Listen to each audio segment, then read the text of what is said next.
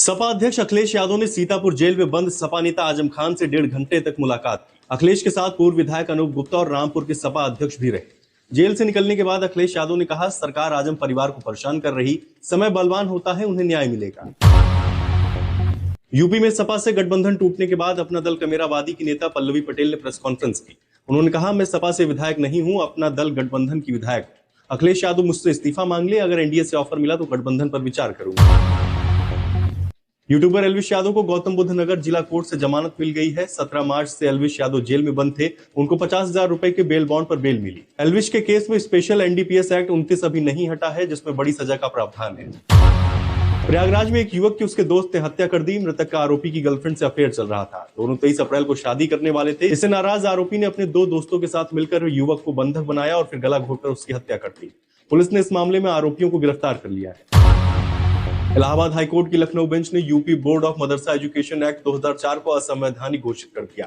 Court ने कहा, यह धर्मनिरपेक्षता के सिद्धांत का उल्लंघन है। इसके साथ ही यूपी सरकार को एक स्कीम बनाने को कहा है ताकि मदरसों में पढ़ रहे छात्रों को औपचारिक शिक्षा प्रणाली में शामिल किया जा सके। प्रयागराज के अटाला हिंसा के मास्टरमाइंड जावेद पंप की अखिलेश यादव के साथ मुलाकात की एक तस्वीर सामने आई है। 3 दिन पहले ही जावेद जमानत पर देवरिया जेल से छूटा है। अब जावेद की सपा में सदस्यता पर कयास लगाए जा रहे हैं। बिजनौर के नजीबाबाद इलाके में एक शादीशुदा चचेरे मौसा ने अपनी भांजी की हत्या कर दी। दोनों के बीच अफेयर था। जब युवती ने खुलकर साथ रहने की जिद की तो मौसा ने पीछा छुड़ाने के लिए उसकी हत्या कर दी। मृतका के पिता की शिकायत पर पुलिस ने आरोपी मौसा को गिरफ्तार कर लिया है।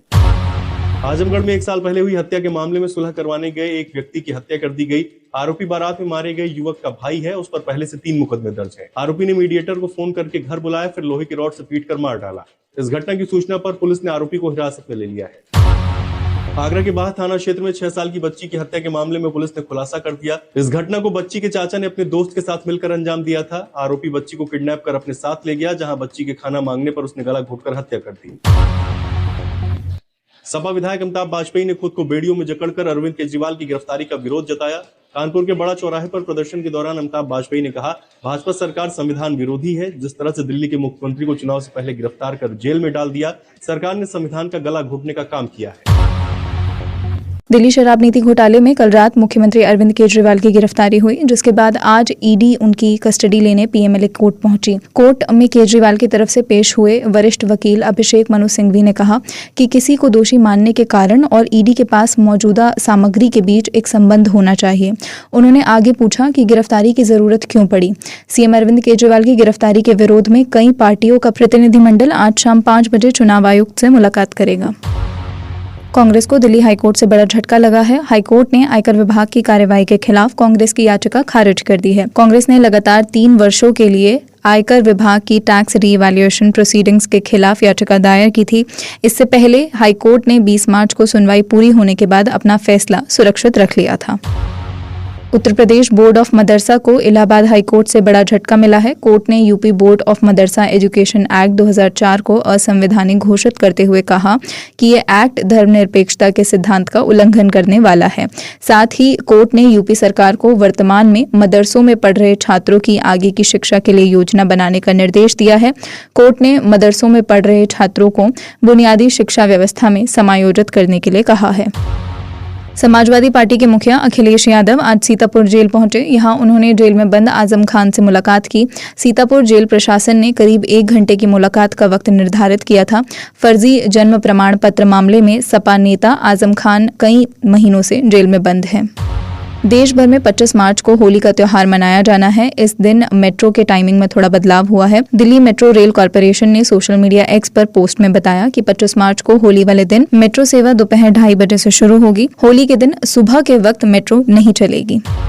भारतीय जनता पार्टी ने लोकसभा उम्मीदवारों की चौथी सूची जारी की है। इसमें पुडुचेरी की 1 और तमिलनाडु की 14 सीटों पर कैंडिडेट्स के नामों का ऐलान किया गया है।